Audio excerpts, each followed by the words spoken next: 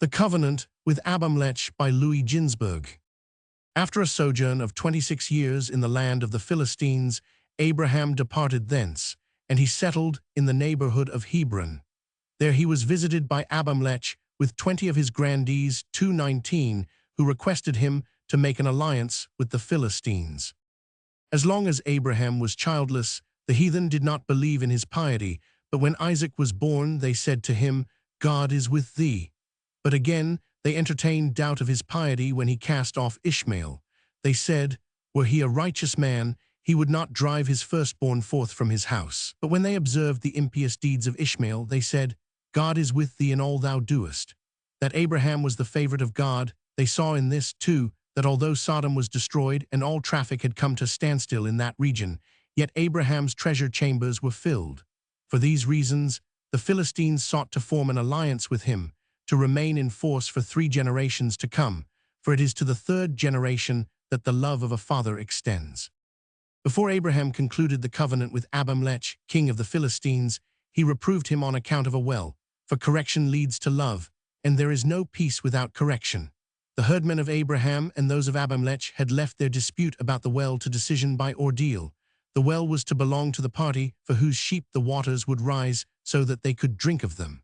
But the shepherds of Abimelech disregarded the agreement, and they wrested the well for their own use. As a witness and a perpetual sign that the well belonged to him, Abraham set aside 7 sheep, corresponding to the 7 Noachian laws binding upon all men, like 2:1, but God said, "Thou didst give him 7 sheep. As thou livest, the Philistines shall one day slay 7 righteous men, Samson, Hophni, Phinehas, and Saul with his 3 sons, and they will destroy 7 holy places, and they will keep the holy ark in their country as booty of war for a period of 7 months, and furthermore only the 7th generation of thy descendants will be able to rejoice in the possession of the land promised to them." After concluding the alliance with Abimelech, who acknowledged Abraham's right upon the well, Abraham called the place Beersheba, because there they swore both of them unto a covenant of friendship. In Beersheba Abraham dwelt many years, and thence he endeavored to spread the law of God.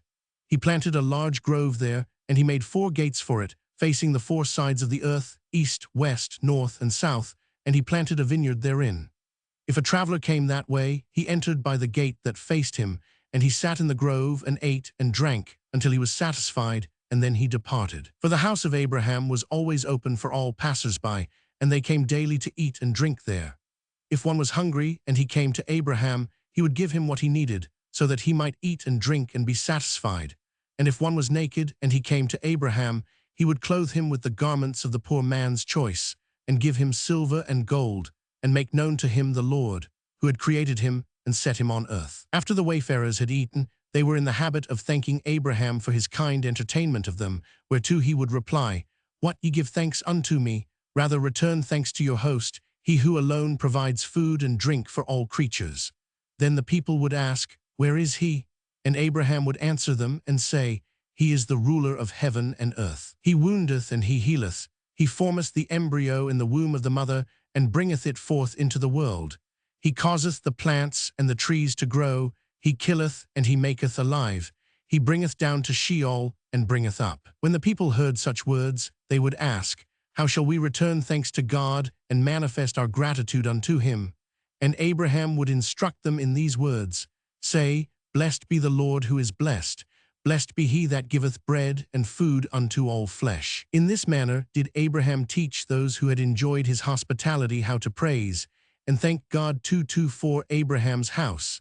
Thus became not only a lodging place for the hungry and thirsty, but also a place of instruction where the knowledge of God and his law were taught 2:5.